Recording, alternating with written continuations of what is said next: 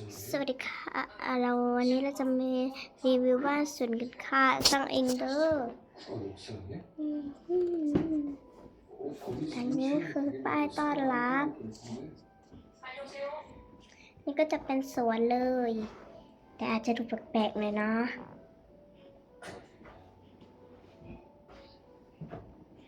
นี่เดินเข้าไปในบ้าน อันนี้คือตู้เย็น อันนี้คืออาหารแล้วก็โต๊ะกินข้าว ส่วนนี้คือหลังบ้าน มีอันนี้ที่นอน แล้วขึ้นไปก็จะเป็นห้องนอน ไม่ห้องดูทีวี